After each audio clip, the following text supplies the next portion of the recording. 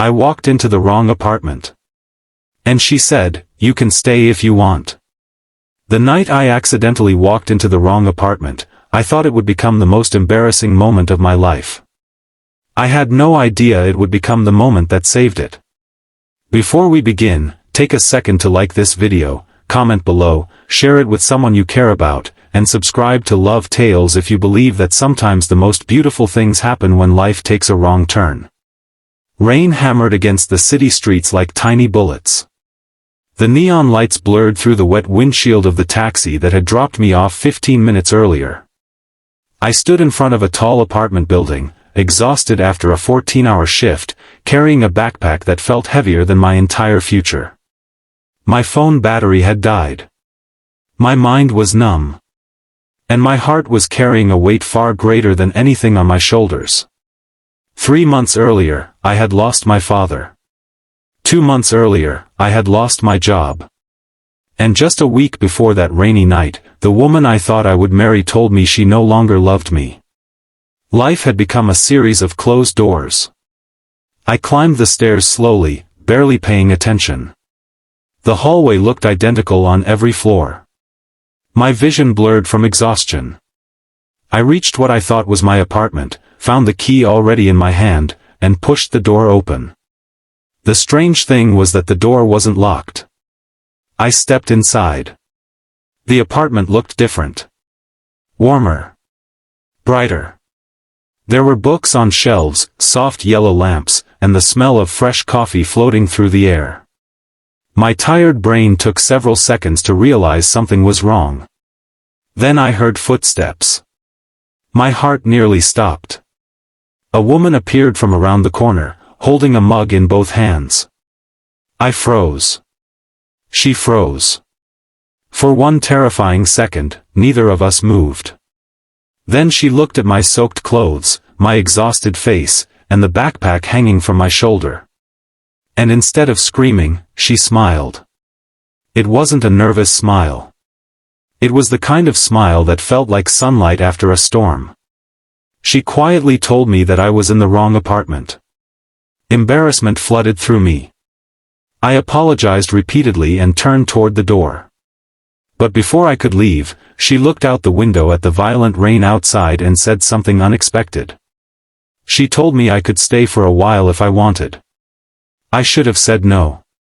Most people would have. But something inside me was too tired to keep fighting. I sat down. What started as 10 minutes turned into an hour. What started as a mistake became a conversation. For the first time in months, someone listened. Not the polite listening people do while waiting for their turn to speak. Real listening. The kind that makes you feel visible. She told me her name was Emma. She lived alone and worked as a freelance illustrator. She explained that she had moved to the city after losing her mother and wanted a fresh start. She understood loneliness better than most people. The rain continued pouring outside while two strangers shared stories that neither had planned to tell. I spoke about my father. About the hospital room. About the silence after he was gone. About the dreams that died with him. Emma listened quietly. When she spoke, she told me about grief in a way nobody ever had. She said some people spend years trying to outrun pain when what they really need is to sit beside it until it becomes part of their story. Those words stayed with me. Weeks passed. Then months. Somehow, after that strange night, our paths kept crossing. Coffee turned into walks. Walks turned into dinners. Dinners turned into long conversations that stretched past midnight. Yet neither of us rushed anything. Both of us carried scars. Both of us knew how fragile hearts could be. But slowly, something beautiful began to grow. Not because life suddenly became perfect. It didn't. I still struggled financially. I still battled grief. There were mornings when getting out of bed felt impossible. But now there was someone who reminded me that surviving wasn't the same thing as living.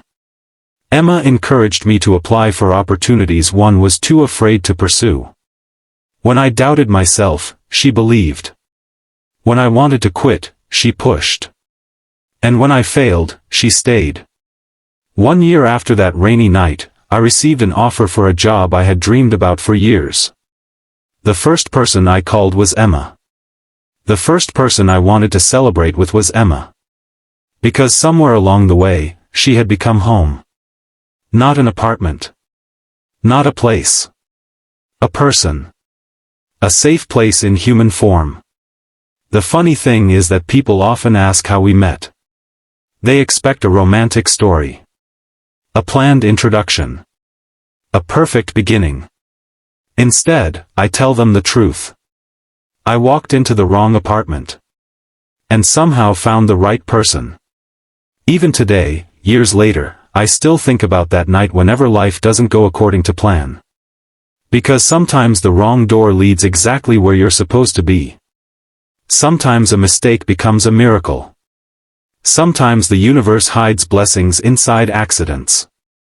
And sometimes, when you feel completely lost, life quietly places someone in your path who helps you find your way back to yourself.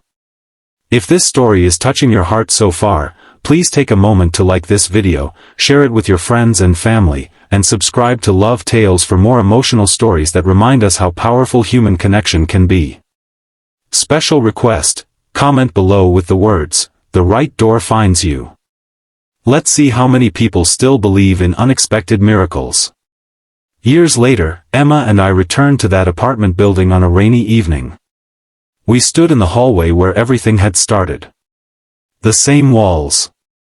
The same lights. The same sound of rain tapping against the windows. Only one thing was different. Neither of us was lost anymore.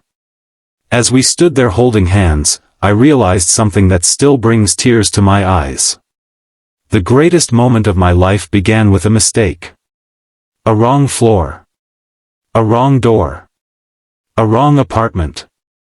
And the right person waiting on the other side.